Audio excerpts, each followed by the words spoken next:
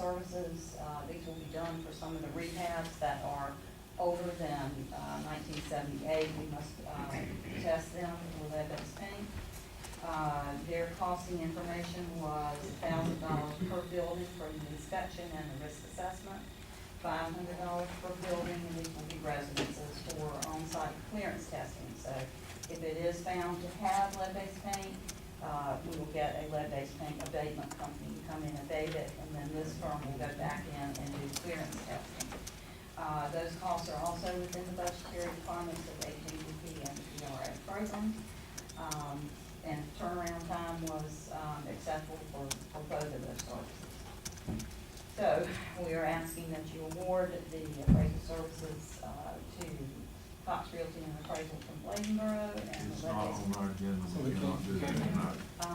Well, if it's recognized there, I'm sorry, I was, recognized on the agenda, and I thought that's what this All right, was. it's for information only. Okay. We're sorry for the confusion, Chase. I'm Is sorry. it something that I'm you sorry got for the with confusion. emergency that gotta be done? I would really like to, Went to work on go stuff. with the appraisals as soon as possible, so that we can get these, that are for acquisition ready to go. The attachment is on the agenda, but not the actual wording. That's what it's in there. It was in there. Yeah, it's on the agenda. So, when are you gonna start your appraisals? If we get approval tonight, I will have the appraisal, contractor send a contract and get that approved as soon as possible. Son, are you gonna do it before our January meeting? As far as getting the contract, I'm assuming it will be the same situation with this board. You all approve the contract, and then you come back the next meeting to actually sign the contract. So yes, I will do the best I can to get it here by the January meeting. Mr. Martin? In the interest of time, if you all, and to comply with the board's operating procedures, if you all can give the nod for them to go ahead and prepare agreements between the county and those two companies, then we'll just have it on the agenda. Well, that's what I'm trying to see, if Yeah, I it's kind thought, of emergency, Yeah. emergency, we can do that. that should be, yeah. Mr. Coghill? One person I know, you've been before us several times, Yes, sir. and we've gone through the administrative process from one to the other. All this is administrative stuff. My question to you is with this appraisal, start the actual physical piece of it? Where are we at? That's what I'm trying to figure out, where are we at with, Okay. in You- 3 years? Yes, sir. You have approved, well, it's only been a couple of months actually since the grant agreement was in place. You have given the go-ahead for the legal services, the title search are underway. Surveys are underway. The asbestos inspections are underway. This will allow us, and again, I'm going to make sure you understand, this is contingent upon Division of Emergency Management approval. I'll have to send them a letter and say, this is our approval, our procurement process. So it may be the second meeting in January before we get their response back. But yes, this will allow us to go forward. We have to go through a procurement process, get the other professional services in place before we can proceed. We have gone through eligibility determination for the DRA program and the HMDRA program, because those units were not already set before that grant agreement was received.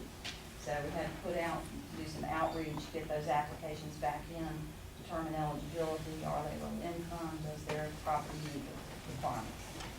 For the HMDP program, those units were already pre-selected by the time you got your grant agreement. So this will allow us to go ahead directly to those units, get the survey done, get the title opinions done, get the appraisal report done on the acquisition units so that we can proceed. We also have 2 units in the mitigation reconstruction portion of the HMDP program have requested to be placed in acquisition rather than mitigation reconstruction. We are going to prepare an approval letter for that once we get some more budgetary information on that. So, This is one of those do you pieces. want us to, you letting the contract and then you bring it back for final approval? Yes. Is there a motion to do that? Make a motion. Motion by Mr. Good, second by Mr. Tripp, any discussion? All in favor, say aye. Aye. All opposed? Thank you very much. Thank you. Social service, Vicky Smith.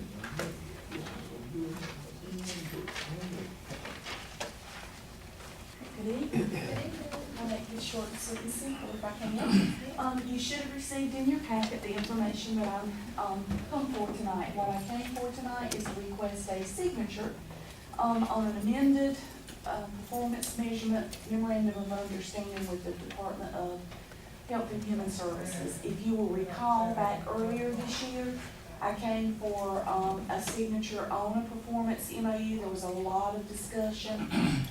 We did send the original MOU back to DHHS with signatures and a letter from our attorney.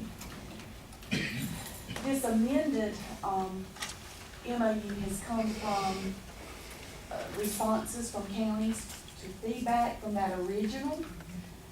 In essence, DHHS has continued to work on their performance measurements. They have moved some performance measures to growth measures. They have changed, they've deleted one performance measures. They are continuing to work on this document, basically. I have been since May monitoring from the best of my abilities from reports that I received from the county or from the state. And we seem to be doing pretty good.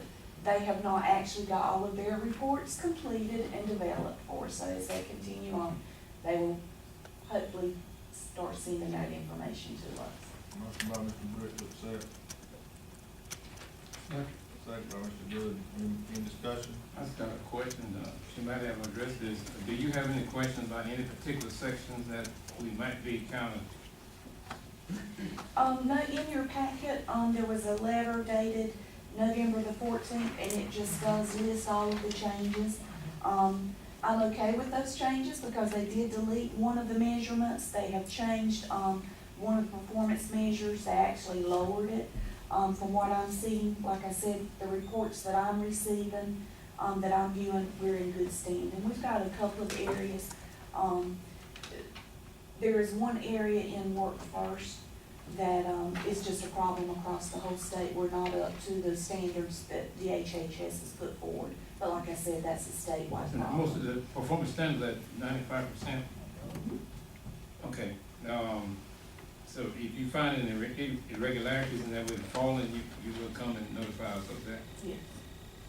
Well, we do know too, like in children's welfare, if there, we know that one thing can cause your numbers to drop down. But everything seems to be going well. They are not going to be putting any county under corrective action the next year. We already know that. I don't foresee any problems with us with that. Ms. Drew? Yes, Vicki, what is, you said that across the board that there's a low performance across the state, what area is that? That is in Work First, and with Work First, we're working with a lot of families that have medical needs.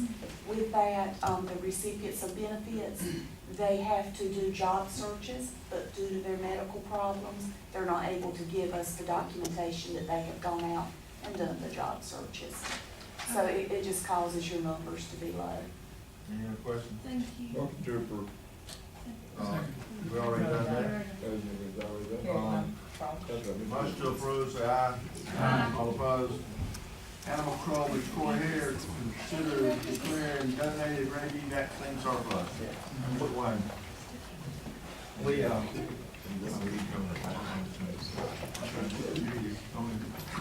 Go ahead, Corey.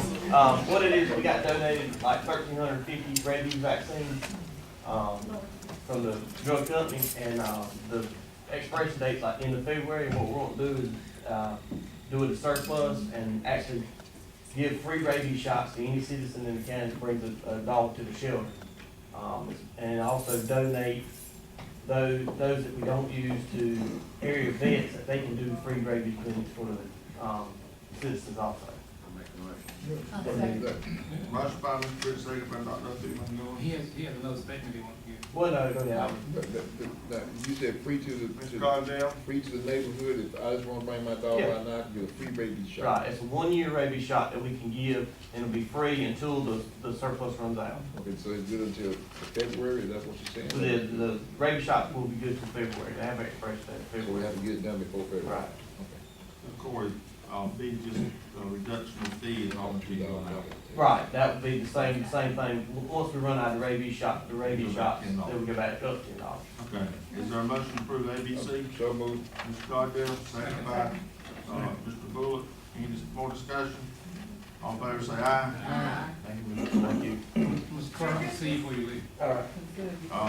Mr. Wayne, Luana, Health and Human Service Agency. Thank you, Mr. Chairman, members of the board. A few items tonight, I'll take, first one, the clinical laboratory improvement amendments. Comes under the state laboratory of public health, it's $230 a year, essentially no changes. It's an annual renewal, and they ensure that there's quality testing in the local health departments pretty much across the state. And ensures minimum standards for local public health labs. And, as I said, it's an annual deal for $230 a year. Move to approve. Motion by Mr. Cardell, second by Mr. Trigg. Any discussion? All in favor say aye. Aye. All opposed? B. Item B really covers 5 agencies, MOUs, through the Bladen County Health Department and our collaborative partner. East Point MCO, Bladen Medical Associates, Women's Health Associates, Department of Social Services, and Columbus County Health Department. Motion to approve. Motion by Dr. Second. Hickman, going second by Mr. Bullock. Any discussion? All in favor say aye. Aye. All opposed? Item number C is consider approving our fees and eligibility billing policy. We just went through a recent audit, and one of the items that was identified was that we did not have language in there regarding our 340B, which is a mandate by Medicaid that we can only charge patients what we pay for the 340B drug. We cannot charge them any more than what it costs us. So that's the only change it is in that policy. So moved. Second. Motion by Mr. Cardell, second by Dr. Hickman, going. Any discussion? All in favor say aye. Aye. All opposed? Number D is consider approving a policy and procedure for determining clinical costs. Again, through this audit, we found out that we needed to remove language about sharing our cost analysis and to other counties and comparisons. Motion to approve. Second. Dr. Hickman, going second by Mr. Bullock. Any discussion? Question, on procedure, it asks in here that the director of nursing will assume the lead role in determining the cost of setting the fee, so they're not set by the state? No, ma'am, because it's based on what we pay for the product, is how we determine the cost. And that's how she'll do the same thing? Yes, ma'am. Because what she does is she gets the invoices, as to what it costs to do all the different things. Cost. Okay, And thank yes, you. ma'am. All in favor say aye. Aye. All opposed? Let's take a minute or two, they must up these two, what you get back. You come on, have your seat, but we don't want you to, it's okay. I'll be right back. We ain't gotta have long with them out here. I just thought, I thought about that a few days ago.